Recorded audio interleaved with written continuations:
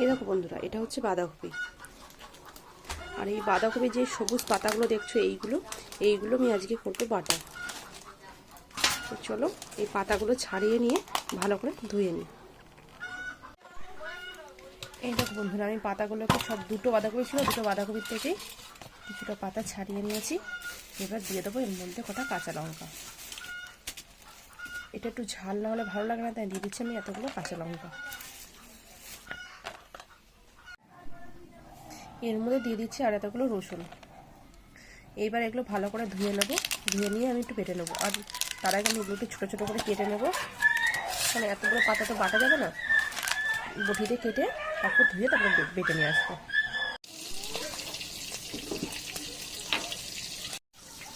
এই দেখো বন্ধুরা, আমি বেটে নিয়ে চলে এসেছি আর কড়াইয়ে বসিয়ে দিচ্ছি। এবার কড়াইয়ে দিয়ে দেবো তেল।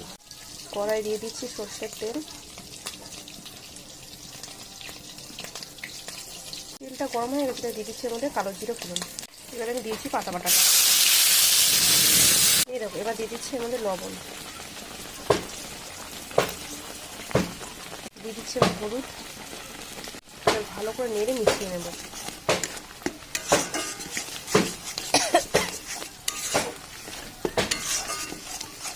এটা আমি কিন্তু মিক্সিতে বেটেছি, তোমরা শিলে বাটবে, এটা খেতে আরও সুন্দর লাগবে। তাহলে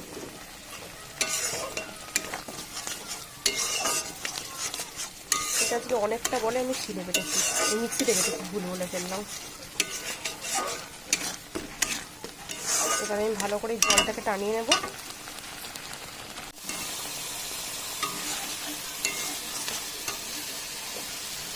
জলটা কিন্তু অনেক টেনে গিয়েছে, এটা আরও শুকাবে।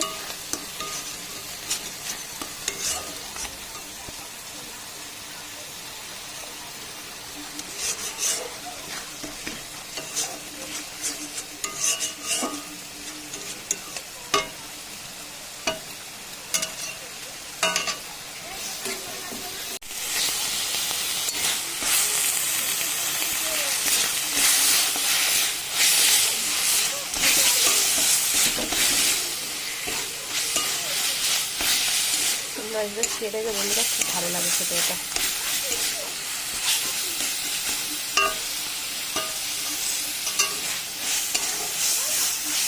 যখন দেখবো এরকম করলেই দলা থেকে যাবে, আমি তখন এটাকে নামিয়ে নেবো। দেখো এখন হালকা হচ্ছে এটা।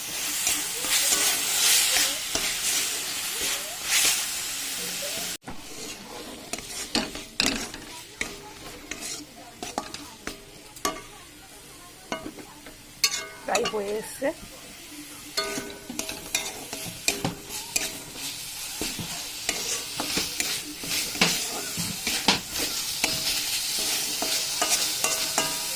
এই দেখো, যেহেতু বন্ধুটা কেমন জড়ো হয়ে যাচ্ছে, দেখো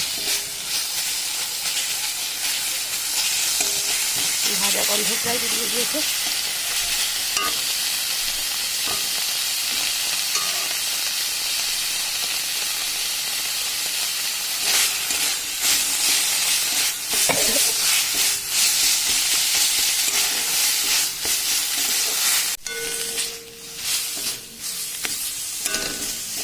বন্ধুরা আমার এটা হয়ে গেছে, তাই আমি এটা নামিয়ে নেব।